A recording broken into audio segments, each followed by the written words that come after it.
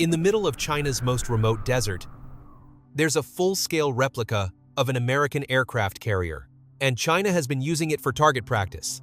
This is Guam, American soil, home to the U.S. military's most important hub in the Pacific, the only place that can service all three of America's strategic bombers simultaneously. If China neutralizes it in a conflict over Taiwan, analysts at the Rhodium Group estimate $1.6 trillion in annual revenue disappears from the global economy immediately.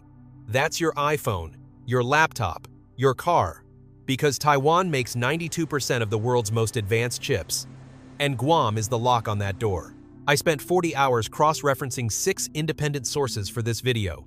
The Pentagon's 2024 China Military Power Report, the Defense Intelligence Agency's Nuclear Challenges Assessment, published October 2024, Maxar Technologies and Planet Labs satellite imagery, verified by the U.S. Naval Institute, the Missile Defense Agency's own budget documents, Rhodium Group's economic disruption analysis, and Recorded Future's Insect Group Threat Assessment, February 2025. Here's what they collectively reveal. First insight, and this is the number that changes everything.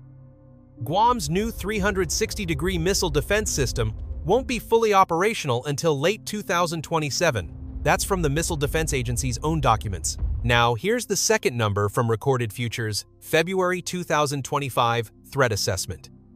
By 2027, China's military will likely have war of choice capability against Taiwan.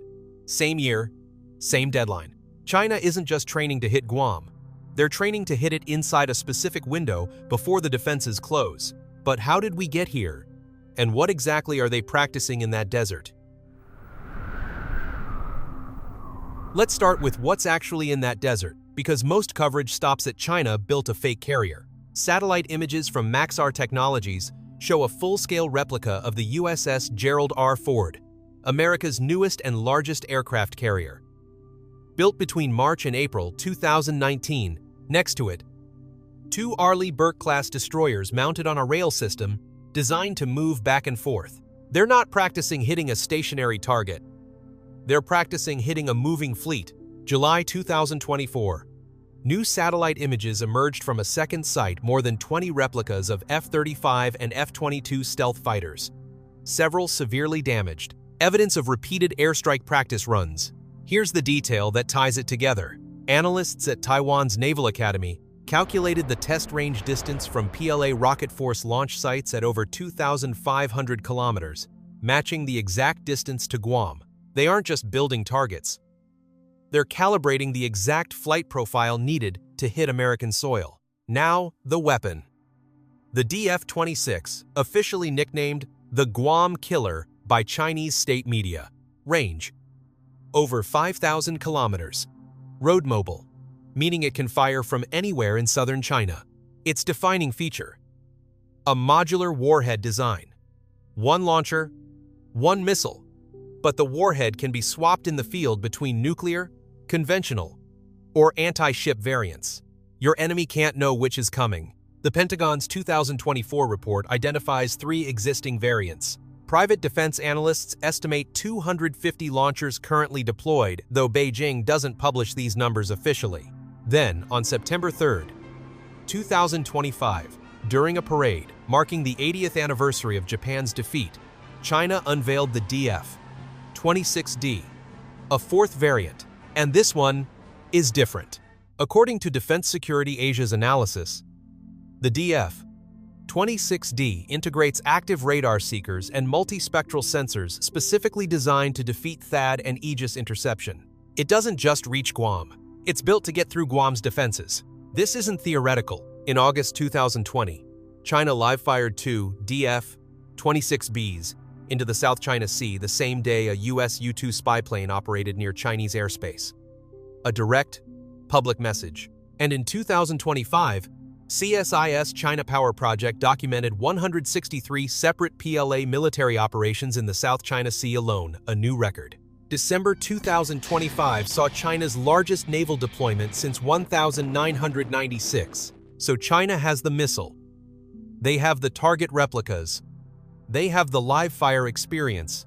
The training tempo is accelerating every year. So why, with all of this known, has the Pentagon still not closed the defense gap on Guam? Here's the connection that changes how you see everything you just watched. It's not about whether China can hit Guam. It's about when, and why that timing is not an accident. Right now, Guam's THAAD system, the one that's supposed to stop incoming missiles, is unidirectional. It cannot cover 360 degrees. The Missile Defense Agency confirmed this in their own budget documents. To fix a full 360-degree enhanced integrated air and missile defense system, the EIAMD costs $7 billion and won't be operational until late 2027. That's not speculation. That's from the Pentagon's own funding request to Congress. Now connect it to the second data point. Recorded Future's February 2025 threat assessment states that by 2027, China's PLA will likely have established, quote, war of choice capability against Taiwan, meaning they won't need a trigger. They can choose. Same year. EIAMD completes. PLA becomes war-ready. This is not a coincidence. This is a race, and right now, both sides are running toward the same finish line. The Heritage Foundation, one of Washington's most influential defense think tanks, wrote this explicitly. China almost certainly will try to destroy Guam's military infrastructure in the opening hours of any conflict. And CSIS data shows the PLA is getting faster every exercise. Joint Sword 2024. B. 4 military branches fully deployed in 13 hours. Straight Thunder 2025. A. 135 aircraft sorties in 48 hours. Each drill, the window between exercise and real operation, gets harder to distinguish. Put it together. China has a missile specifically engineered to exploit the current gap. They've been calibrating it against exact scale replicas. And the gap stays open until late 2027, the same year their military becomes war-ready. Here's where it gets strange. Lockheed Martin's stock is up 40% since 2021. They hold the primary EIAMD contract $8 billion. Raytheon builds both THAAD and Patriot. Northrop Grumman runs the command systems. These three companies win whether there's a war or not. And here's the darkest part of this whole story. Your tax dollars are creating the very deadline China is racing against. Every time the Pentagon announces a new Guam defense investment, something predictable happens on the other side of the Pacific. 2015. U.S. announces the Pacific Deterrence Initiative. Same year. China publicly reveals the DF-26. The Guam Killer. 2021. U.S. announces an $800 million Guam defense push. Same year. China builds full-scale carrier mock-ups in the Taklamakan Desert. 2025. U.S. announces EIAMD go-ahead. China unveils the DF-26D with penetration systems designed specifically for EIAMD. The Heritage Foundation didn't bury this. They said it plainly. China will strike Guam in the opening hours. Not as a side operation, as the first move. Because if Guam goes down even temporarily, every U.S. bomber, submarine, and reinforcement loses its forward hub simultaneously. The response stretches from hours to days. In a fast-moving conflict, days is the ballgame. And here's the paradox nobody in Washington wants to say out loud.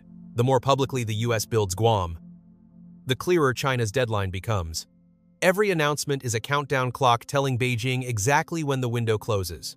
Meanwhile, Raytheon, Lockheed Martin, and Northrop Grumman have seen their stocks climb 28 to 40% since 2021. Lockheed Martin, $8 billion EIAMD primary contract. Raytheon, THAAD and Patriot systems on Guam right now. Northrop Grumman, the command systems tying it all together. 3 companies, 1 gap, infinite billing potential. So, what does all of this mean for you, your money, your safety in the next 12 months? Let's make this concrete. 2 timelines, 6 months and 12 months. What actually changes for you in each window? 6 months. The Missile Defense Agency is scheduled to conduct Guam's first-ever live Aegis intercept test, launching an interceptor against an actual incoming missile over the island. If it succeeds, The defense gap may be smaller than publicly acknowledged. If it fails, the gap is worse than the Pentagon has admitted. Either way, this test tells you more than any press release. 12 months. Military construction on Guam peaks in 2025. The island will simultaneously be its most important and its most exposed, a construction zone with incomplete defenses. In that same 12 months, China will conduct at minimum 2 to 3 more large-scale Taiwan exercises. Each one is also rehearsal for the Guam scenario. Watch the frequency, watch the scale. For your money specifically, if you hold semiconductor exposed positions, TSMC, NVIDIA, Apple, a Taiwan contingency triggered by a Guam strike would hit those valuations within hours. If you hold defense contractors, the opposite is true. This isn't investment advice. It's physics. 3 scenarios. Based on current data, not speculation. Real probabilities from independent assessments. Worst case, 15% probability. China acts before late 2027. Guam hit with DF-26 salvo during a Taiwan contingency. U.S. response delayed 24 to 72 hours. Taiwan's defense window closes before full U.S. intervention. Global semiconductor production, 92% of advanced chips disrupted immediately. Rhodium Group's numbers. Global GDP, down 8% in year 1.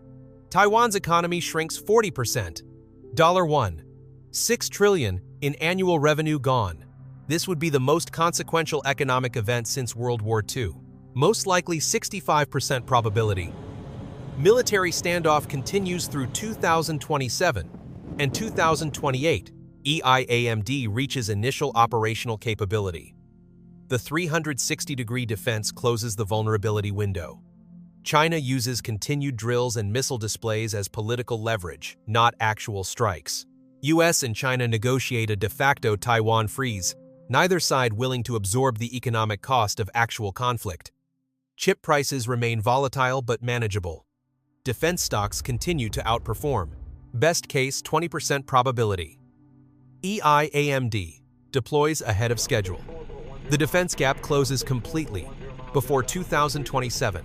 China reassesses Taiwan military options as too costly against a fully defended Guam. Diplomatic track resumes. The 2027 collision point becomes a non-event. Regardless of which scenario plays out, 3 things you can do right now. Step 1.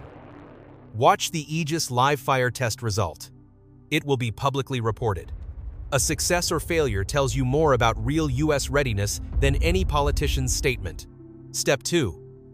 If you have tech supply chain exposure, diversify now, not after an incident. Vietnam, India, and Mexico semiconductor capacity is being built today. The window to act is open. Step 3. Watch China's exercise frequency. More than 4 major Taiwan area exercises in a single year is a real escalation signal, not noise. That number has been climbing every year since 2022. Full methodology and all 6 sources are linked in the description. Pentagon 2024 China Military Power Report. DIA Nuclear Challenges Assessment. Maxar and Planet Labs Satellite Imagery via USNI. CSIS China Power Project. MDA FY 2024 Budget Documents. Rhodium Group and Recorded Future Insect Group Analyses.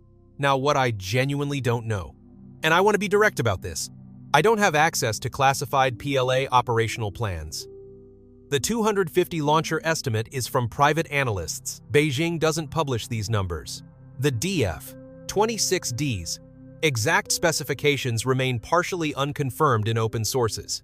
And the most important limitation, a Taiwan conflict by 2027 carries roughly a 22% probability according to independent forecasting markets. This is serious. It is not inevitable. Anyone telling you otherwise is selling something. If this changed how you see the Pacific, share it with someone who needs to understand why Guam matters. Everything I cited is linked below.